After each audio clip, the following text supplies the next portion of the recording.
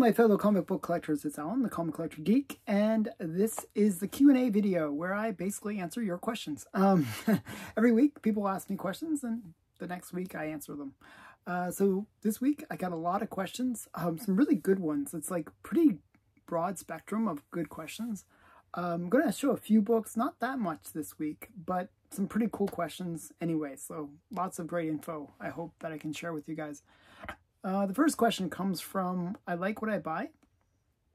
Who did the covers for Fight Comics number 68 and 74?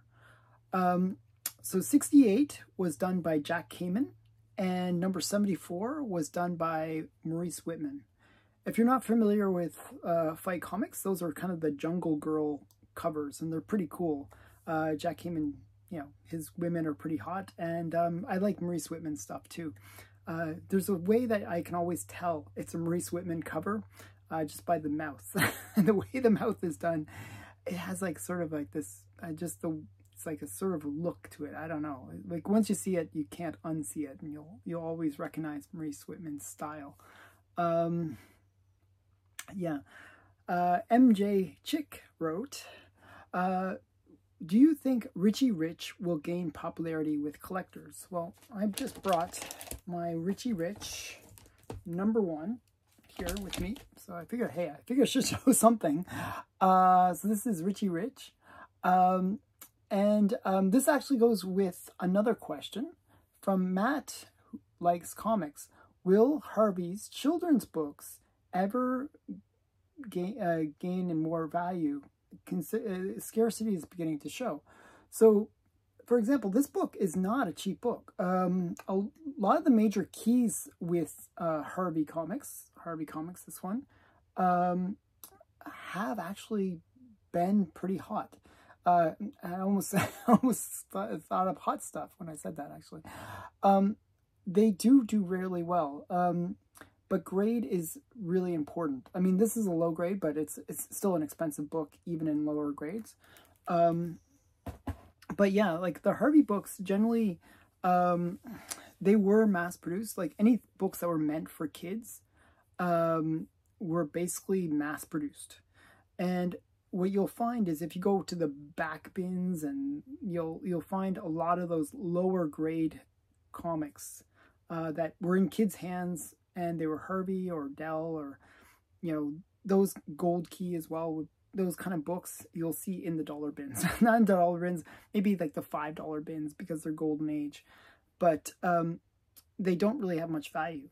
However, as I was saying, grade sensitive, if they're in higher grades, like 6+, generally they can become worth more. What I recommend is if you find, like in, you know, sort of chasing through those books, even if it's not a key, but it's in really high grade, like 9 or higher, and it's golden age, like Harvey children's book or Dell children's book, but it's in high grade, might be worth slabbing, because once you slab it, then that grade's solidified with the collector, and those are actually very low census counts for those high grades, and those books do command big money. And you can do quite well, you know, just going through those bins and hopefully finding something that is really high grade. Yeah, so good luck. but I do believe that there is definitely a demand for the Harvey characters, like I think of like Casper the Ghost, Richie Rich, Hot Stuff. There's a bunch of really popular characters that have like that sort of appeal that lasts through the ages. So I definitely think that they are worthy of collecting, but it is one of those things where you have to find the higher grade ones. Okay. Scott David Gordon asked, how to craft the best eBay listing. Also, he had a question about the grading, showing grading within the listing. So first of all, it's all very keyword sensitive. So your title of your eBay listing is the key to your success, first of all. you should mention as much information about that comic in the title of your listing. The way eBay search works is they use the title to basically kind of find a, when people search, they list it based on the title.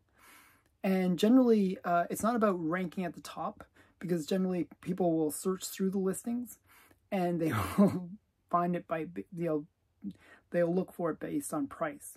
But they will look based on, what the title of the book is, what is the not necessarily the grade, but they'll look whether it's graded or not.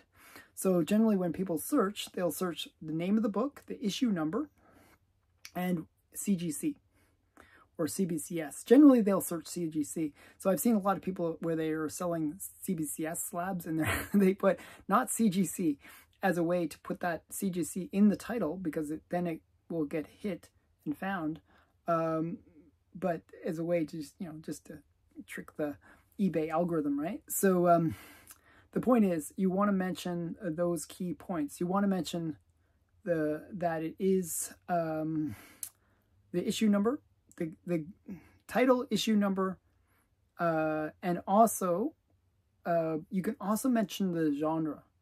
And sometimes also mentioning that it's a comic. I know it sounds weird, but mentioning so it'd be like Spider-Man, Amazing Spider-Man 101 CGC comic, okay? And so that would be a really good title, because what happens is that hits kind of all the major things.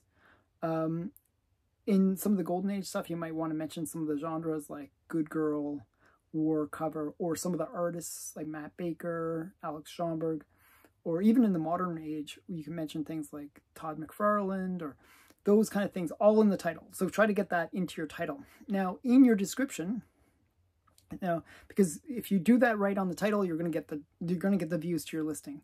And that's the key to success. Is 99% of it is just getting the views. Make sure you take good pictures, okay? And when you take good pictures, this is, kind of goes to your grading question. Well, you want to take pictures of the spine. You want to take pictures of, for example, if it's certain books that have like a value stamp, you take a picture showing that it still has the value stamp if it's a raw book. If it's a key book, sometimes taking a picture of that first appearance is a cool thing to do. Especially if it's one of those ones that's under the radar, people don't realize that it has that first appearance. Other things you can do within the photos, make sure the photos are clear. Make sure that it's like, when you take your photo, take it straight on, so it's nice and like properly proportioned. Try to take it in good lighting, obviously. Other things that you want to do would be, have more photos than less. That's always useful. After that, in your description, and this is actually kind of secondary to all those other things. Like, titles are super important, pictures super important. The pictures will tell people the grade, really, at the end of the day. People can see, oh, there's like a whole bunch of spine ticks. They understand. They'll see that the centerfold is loose, stuff like that. Next thing is, in the description, you're going to say approximate grade. You think that I'm not a professional grader is a really common sentence you see on eBay. I'm not a professional grader, but the book is complete. Say that. So super important. That has all the pages. Make sure that does have all the pages. And that you think that the grade is roughly a VG or fine, or, or maybe it's between this and this grade. Okay, so you just sort of ballpark it. That will give people a rough estimate. They already are going to devalue your book based on the fact that it's raw versus graded. If it's graded, then you don't have to worry about this at all. You just say it's a CGC 5 or whatever it is. But if it's raw, then you putting that ballpark, people will generally take the lower end of that ballpark. So beware of that. Try to be good at grading your books. If you're going to sell stuff, know your grades. It's really useful. But also you want to say that it has all the pages. It's what is the key significance about the book? You mentioned that. Yeah, that's pretty much it. The description, most people don't even read the description. It's the weirdest thing. But they do. I know if it's one of those bigger books, they will read the description. But for the most part, that's kind of secondary. Really, that title is key, and then having good pictures. And then it's the price. So what I always recommend is if you're going to sell books, look at what other people are listing them at, and then either, based on your grade, you can say, well, it should be roughly here. You don't want to be the most expensive book on eBay for something, and there's like 20 copies that are cheap. So you don't want to be in that situation. Always kind of price it according to what the market is saying that the book is worth. So that's pretty much it. Yeah, so good luck. Make sure that you toggle all the things that you can toggle. I believe you can toggle the era the book's from. You can toggle certain key things so that it gets categorized correctly. That's the other thing that you should do when you're posting your comic. And that's basically it. Okay, next question. Kim Yunin asked, are there any comics that are highly valuable today that you feel that are going to have an immense drop in value in the future? Whew. Okay, so I'm going to ask everyone a favor before I show you my answer to this question. Don't hate me, okay? Don't hate me for what I'm about to say, but you're going to hate me. I can already see it. I'm going to see like the negative comments because I'm going to say a book that I actually love. I love this book. Don't get me wrong. But I'm going to say it, and I think that it's actually going to go down in value. And it's two books, actually. One is this one, Amazing Spider-Man. It's the first appearance of Venom. It's a great classic Todd McFarlane cover. It's an awesome book. All-around awesome book. However, this awesome book is also the most graded comic out there. If for whatever reason people less care about Venom, like the last Venom movie, I think did okay. It didn't do amazing. This book will probably drop in value just based on the movie being out and all the hype being done. It's probably the last Tom Harland. Is it Harding? Tom Harding? I always forget his name. There's Tom Harland. I don't know what his name is. The main guy for Venom. I think it's Hardy. I always get his name mixed up. But okay. But the point is, it's going to go down in value. It's probably going to see a fairly big drop. And because it is the most graded comic of all comics, there's a lot of copies out there. If people start dumping these on the market, it's going to go down in value, even though it's a cool book. So I think this one has a lot of potential to go down, which is sad to say. It's already down from the COVID heights. I mean, if you look at the COVID spec, it really does give you a sense of how much books can drop. But it is a great book. Will it go back up in the future? Maybe. Probably. If there's more Venom-related news or Venom-related movies, or people kind of get nostalgic towards Venom again, it'll go back up in value. If there's a new series within the comic books for Venom, it'll go up in value. So, it's one of those ones where I think it will probably drop a lot, but then it'll come back up. But the fact that there's so many slabs, like there's over 30,000 slabs, graded copies of that book, it makes it one of those ones that has a lot of potential to go down. And so don't hate me for saying that. The next one I'm going to show is even more so, where I really do think people will hate me for this. And I actually invested a fair amount of money in this book. And it's one of those ones that I'm always nervous about this book in terms of its value. And it's actually gone down since I bought it. I overpaid compared to what it goes for now. I think I paid like $1,000 for this at the time. It's, you know, it's a purple label. There's color touch. So, you know, it's complete. It has the Marvel value stamp. But this is another one. There's a lot of copies on the census. Now that the movie's over, it didn't actually go up that much during the movie. It sort of had fallen a lot from the COVID heights, and it didn't really come back up that much after, even when the movie was being hyped. Now that the movie is done, it's probably going to go down in value again. So these would be the two that I'm thinking when I thought of this question. But I love both of the books. Those are, like, to me, I was super excited to get Hulk 181. It's like one of my favorite books.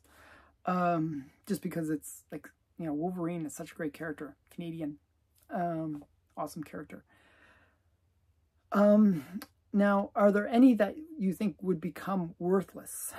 That's the second part of this question. These ones, I don't think. These, like, even, there's enough demand. There's a huge supply, but there's enough demand that I think they will, for the most part, retain most of their value. They'll probably go down, but retain most of their value. Are the books that I think will just become worthless over time? Maybe. Things like, you know, right now, there's a lot of interest in Good Girl, for example, with Golden Age. That could change. People, you know, people are fickle. You know, it used to be Westerns are really popular. You know, if you look at a lot of people that have like Golden Age collections, like, you know, first, you know, one owner collections, where it's like people that bought the books back in the day. A lot of the books you'd be surprised by how much of their collections are Westerns, like you know, cowboys and Indians and stuff like that. Very Westerns based comic collections. And it's really common to see that, especially with collectors from the 50s. And the reason for that is Westerns were huge back then. Now, who cares about Westerns? You can buy high-grade Western copies, and the fact that people did collect them, there's a lot of them out there, and they weren't generally thrown away because they weren't as controversial as the pre-code horror or some of the other stuff. So generally, they survived, and they have, you know, become fairly inexpensive. So that can happen, though, with other things, like things that we think are cool today, maybe in the future are not so cool. Like superheroes, maybe I could see people getting kind of burnt out on superheroes, maybe too much Marvel, too much DC stuff happening, and people just get burnt out on superheroes, and people are like, I don't want to see any more superhero movies, I don't want to buy any more superhero comics, and they become, like, the value kind of drops. Now those would, for the most part, the keys would still remain, but what could happen is the sort of the more run filler stuff might lose in value. So I could see that. I could see that happening. I'm not making a prediction that it will happen. I'm just saying that it could happen, that people, they change their opinions on things. Okay. Next question comes from Mark Marshall. Which SOTI books do you still need to get, and how rare are they? Well, I only need 3 more books to have the complete SOTI collection. And the books that I need to get are Tween Age Digest, which was this, like, it has like almost like a circus theme to it on the cover. It's from 1952, and it reprints a thing with Don Quixote. Like, it has like a comic section devoted to Don Quixote, and in it, Wortham complains that you know, they beat up Don Quixote, and he's helpless on his back, and he's sort of threatening the people that beat him up. It's like a, you know, that was his complaint, that is just abuse and violence kind of thing. That book is incredibly rare. I have never seen it. I've never seen it for sale, so yeah. I don't know. There's none on the census as well, so that maybe gives you a sense. The next one is Nightingale. It's like a non-numbered thing. It's like, it's the story of Nightingale. I've heard that there's 2 copies known to exist. One is in the Smithsonian, so I'm trying to set up a heist of the Smithsonian to get a copy of it. that's in the works, so wait for future unboxings for that. So 2 copies. The last one is Giant Comics Editions number 4. I know that there's 8 copies on the census, and it's a really rare book. It's a pretty cool one. I actually could buy it today if I wanted to. There's one on eBay, but the price is, I think, way too high for what the book is. So that's kind of making me kind of wait on that one. But yeah, those are the 3 books that I'm missing. Just Giant Comics Editions number 4, Nightingale, and Tween Age Digest. So 3 cool books I'm just missing, but I have the rest. So I have over 150, over 150 different books that were mentioned in The Seduction of the Innocent. So I think that's a pretty good start. Okay, next question comes from Troy Evans. Do you think Bronze Age horror bubble is deflating? The higher grades are in collectors' hands, and it appears people aren't interested in picking up the lower grades, that the money has already been made in the higher grades, and that the higher grades are correcting. Okay, so what we're seeing is still a little bit of the COVID bubble, where Bronze Age horror, especially the higher grade Bronze Age horror, was given a huge boost during the COVID boom. And now what we're seeing is that settling of the prices, where people, are trying to get back to what the previous trend lines were. So you're seeing that. So it might feel like that they're deflating, but really it's just a correction back to the original market projections. People don't mind picking up lower grades, but they will not pay high prices for them. So what generally happens with the Bronze Age horror, there's a lot of really cool stuff from the Bronze Age horror era. But there was a lot produced. The Bronze Age era of comics had massive print runs. So the amount out there is quite big. The number of collectors for it isn't that big. So there's more supply than demand, except for those high grades. So generally the collectors will just gravitate to the higher graded versions, because there's so much supply of the lower grade stuff that it doesn't seem to be worthy of picking up, if that makes sense. So generally what you'll see is this correction that's kind of happened from the COVID bubble. And you'll find that certain books, though, are really hard to find in those really, really high grades. And then you'll see a bit of that, still that demand happening. Those really high grade Bronze Age horror books, you don't see that often. They actually are almost like Golden Age books in that respect, that you hear about them. They're out there, but you just don't see them that often. It seems like Bronze Age books, these horror ones especially, they weren't necessarily collected the way the superhero stuff was in the Bronze Age, and they were read. So these books are more abused than the general books from the Bronze Age. So what happens is finding those high grade ones is quite difficult. So yeah, it's one of those things where I still see them pop up on the on the auctions once in a while. And when they do, they either correct from the COVID spike, or if they never had that kind of COVID spike, because they just don't appear that often, then they set new records. So that's what I've been seeing. Hope that answers the question. Next question comes from Mother Slug. If you could be any character, hero or villain from Marvel Comics, who would you be? And who would you be from DC Comics, and why? How would you use your powers in today's lifestyle? Okay, so Marvel is easy. I would be Doctor Strange. The reason I would I like him is I like his power set, that he has magic. It's one of those things I especially like the time stone. I like the idea of controlling time and reversing it. I always like that idea. Because I have a tendency of saying the wrong thing, like saying that Hulk 181, it will go down in value and then people hate me. So I'd like to reverse time and say, oh no, Hulk 181 is a perfect book. So I think his power set would be really useful, especially for a person like me that's always saying the wrong thing and putting my foot in my mouth too often. Definitely be very useful.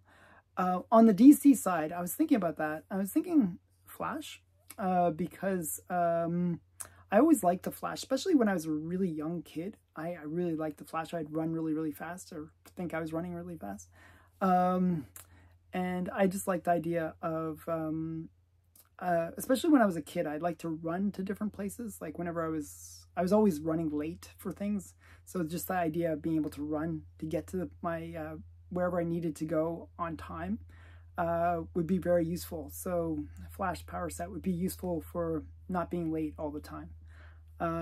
So yeah, so those are, and I like the idea of him healing himself really, really quickly, and doing that healing capability thing, where he can use his super speed to do that. So those are kind of the power sets that I like from those two companies. Okay. Next question comes from AJ Guez. Picked up an All-Star #8, which is the first appearance of Wonder Woman, and in a 4/5 restored. He paid $24,000 for that, which is not a bad price, actually. That's probably right in line to what it's worth in a restored copy. So the question now he's asking, is it better to remove the restoration and potentially get a 3 or a 3/5, or get a conserved grade of a 6.0? So he could actually conserve it, get a slightly higher grade if he goes conserved, or remove the restoration, get a 3.0 to a 5.0. Blue label. So those are the options. Keep the 4/5 restored, maybe get a 3 or 5 blue label, or get a conserved 6.0. So let's look at those options. Well, we know that the restored one goes for about $24,000 in a 4/5. That's one option. And there's no additional costs.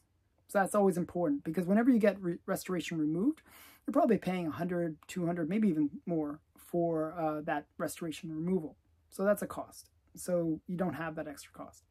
So a blue label 4/5 goes for about $50,000. So it's around half of what that blue label goes for. Just keep that in mind. The 3.0, if it turns out that you get it the restoration removed, you spend $100 or a few $100 doing that, and the value of that book goes to between $27,000 and $28,000 roughly. Okay, so you're making maybe $2,000 to $3,000. So you make a small profit there. If it's a 3/5, you make a bit more profit. So maybe you make the value goes up to $35,000 for a 3/5. So you're making about $11,000 minus your costs of removing that restoration. So the 3/5 is the upside. Maybe you get that and you do really well. You'd make $11,000. So that the potential there is between 2 and 11. Okay, so that's one thing to consider. The next thing is a 6.0 conserved grade. Well, generally, a blue label in a 6.0 goes for about $90,000. Conserved grades always go for about half. Just, it's what it is. So you probably get $45,000. But that is there was one sale that was at that $90,000 in a 6.0 blue label. Generally, the fair market value is actually more closer to $58,000. So generally, you might get only $29,000 for a conserved 6.0. So I would say the range is between $29,000 and $45,000 for a conserved 6.0. So your profit margin would be around anywhere from $5,000 up to $21,000. So there's a bit more of a range. With conserved grades, it's a little harder to sell. So I would kind of side on the lower side of that more that you have a profit margin of around 5,000. So far, based on all of those things, you're probably better off trying to remove the restoration and getting it in a blue label and hope that you get that 3.5. Now, some caveats. Okay. You mentioned also that it's a 4.5 restored C1. Now, C1 is amateur restoration. Now, amateur restoration means that they didn't use the best techniques, and removing the restoration could actually do more damage. So you're hoping that you get a 3 or a 3.5, but maybe you actually get like a 2 or something really low, especially if it's color touch. What it could be is usually color touch is along the spine. So you might end up with a book that has like a really mangled spine. So where, you know, that would grade out pretty low. So something to be wary of. Color touch, especially amateur color touch, usually has what's called bleed through, where it'll actually go through the cover. So the only way to remove it is to remove the paper itself.